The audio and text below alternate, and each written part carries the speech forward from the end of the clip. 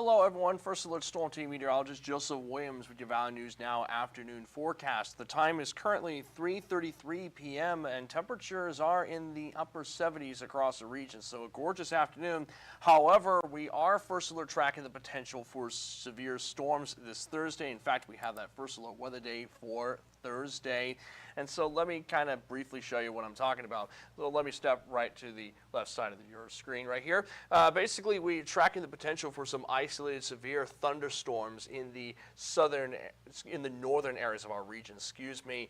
The threat is isolated, so the risk is small, but we can't rule out any of those isolated storms. Any storms that occur may end up producing some large hail and damaging winds. So let's get to the forecast to show you what I mean briefly. So let's go over the details. So here's what we got. Again, that first low weather day for Thursday due to the threat of those isolated severe storms. And the storm threat will be greatest north of I-94. So if you're in, say, in northeast North Dakota, the northern Red River Valley, or northwest Minnesota, make sure to have the VNN First Alert Weather app on standby as we First Alert track those storms. And again, the greatest threats from these isolated storms seems to be large hail up to quarter size and damaging winds up to 60 miles per hour. So here's a look at our severe weather impacts for Thursday to show you what I mean. We have that marginal risk covering northeast North Dakota, including the Devil's Lake Basin, the northern Red River Valley, and much of northwest Minnesota.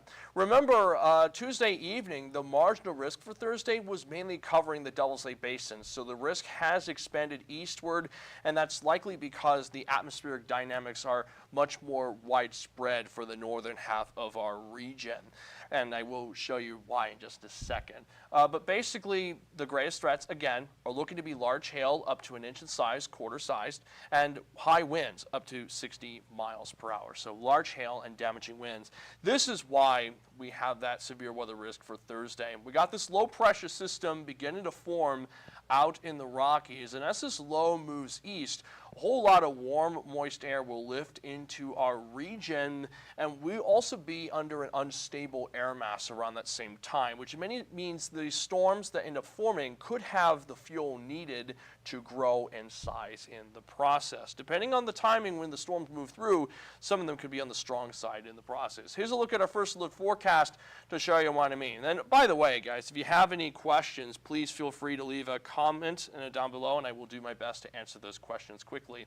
Anyways, looking at our first look forecast, we see some showers begin to light up in central North Dakota around 6 to 7 o'clock, and some of that activity may start moving into the Devil's Lake Basin by late morning. Notice some of those orange and even a couple of red spots indicating some of those stronger thunderstorms by around 10 to 11 o'clock. So by 10 to 11 o'clock, we'll see that activity moving into northeast North Dakota.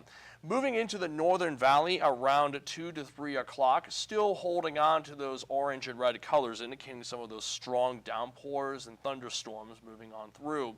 The activity does subside a little bit by around 7 to 8 o'clock, but we may see some storms lining back up overnight into Friday morning's commute, and it's not until Friday afternoon that any leftover storms move out of our region. So basically, our first round of storms will be concentrated in the northern areas of our region, and we're probably looking at about ½ inch to 1 inch of rain from those, although I was looking at another model and it suggested that rain totals could be higher than 1 inch in some spots. So generally looking at some downpours in the international border in northeast North Dakota, northern Red River Valley, and northwest Minnesota.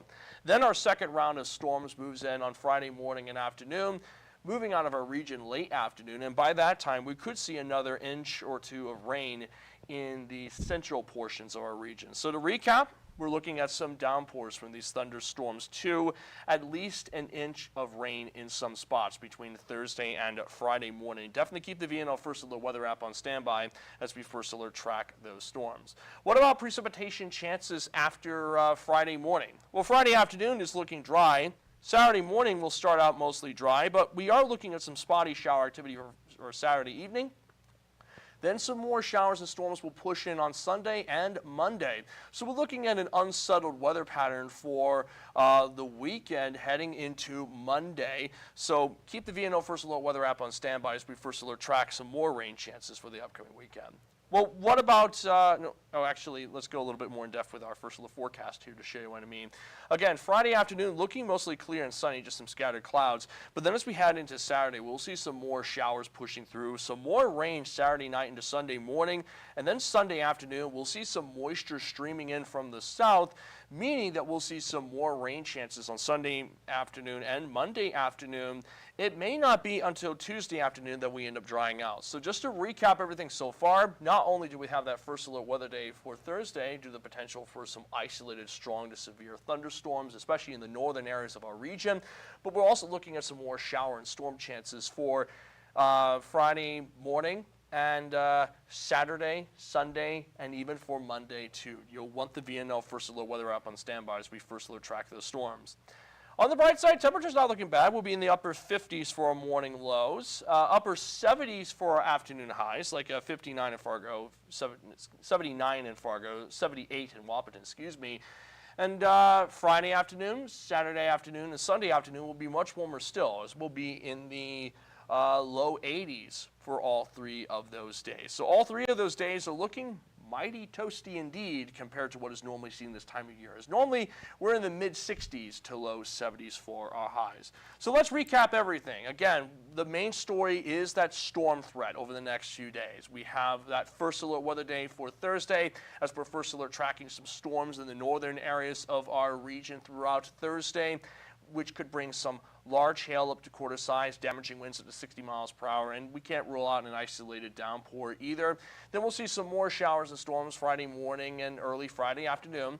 Some more rain this upcoming weekend too, so definitely keep the VNN First Alert Weather app on standby. But on the bright side, temperatures are not looking bad. We'll be in the upper 70s to low 80s for the foreseeable future. It's likely not until the end of next week that temperatures will be back into the low 70s. Now I'll go over this forecast again on Valley News Live at 5, 6, and 10. Summer Schnellback will be on Valley News Live at 4 and 5:30, and Jonathan Palmatier will be on Valley News Live at 6:30 and 9.